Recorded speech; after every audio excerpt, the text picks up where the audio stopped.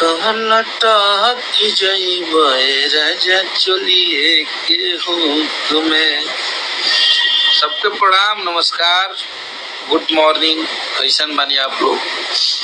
अरे इतना भोरे भोरे लाइव आवे के रीजन रहा कि एगो हमनी के पोस्टर रिलीज भइल बा, जौना पोस्टर के नाम हो भोजपुरी बोले वाला। और आप लोग बहुत तगड़ा गाना बा, आप लोग के बहुत मजा आई और ये 100% आप लोग बहुत वायरल करब जाए इंस्टाग्राम पे और बहुत डांस करब जाए। गाना पे बहुत तगड़ा गाना बनल बा और आप सबके बीच में हमनी के रिलीज करत है ग्लोबल म्यूजिक जंक्शन से। ओकर पोस्टर आ गइल बा जौना के नाम बा भोजपुरी बोले वाला।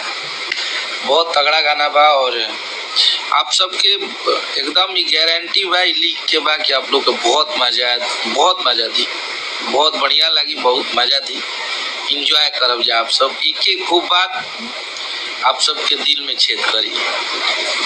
बहुत तगड़ा गाना बा जो कि ग्लोबल म्यूजिक जंक्शन से आ रहा बा और हमनी के ट्रेंडिंग स्टार हिट मशीन, जलवा पैदा करने की मशीन, नया नाम मिला है खेसारी भैया का, हमारे ओझा सर ने दिया है, जलवा पैदा करने की मशीन। तो वो है और बहुत अच्छी गायिका, बहुत निमन गायिका, जेकर हमनी के दीवाना है जो आवाज की खुशबू तिवारी के जी भैया के जोरे गौले बनी।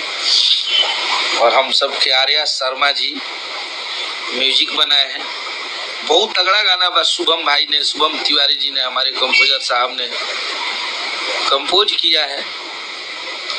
वीडियो को हमारे पैराडाइज प्रोडक्शन से शूट किया गया है, प्रिंस प्रियदर्शन। हाँ तो दोस्तों, भोजपुरी खेसारी लाल का नया गाना आप सभी के बीच रिलीज हो चुका है। ग्लोबल म्यूजिक जंक्शन से जाकर सुनिए, अभी अभी रिलीज हुआ है, जो कि बहुत ही शानदार ये वीडियो होने वाला है। हमने जाकर ये गाना सुन लिया है। आप लोग ग्लोबल म्यूजिक जंक्शन के यूट्यूब चैनल पर जाकर देखिए, बहुत ही शानदार ये गाना होने वाला है। धन्यवाद, थैंक यू। श्वेता महाराज जी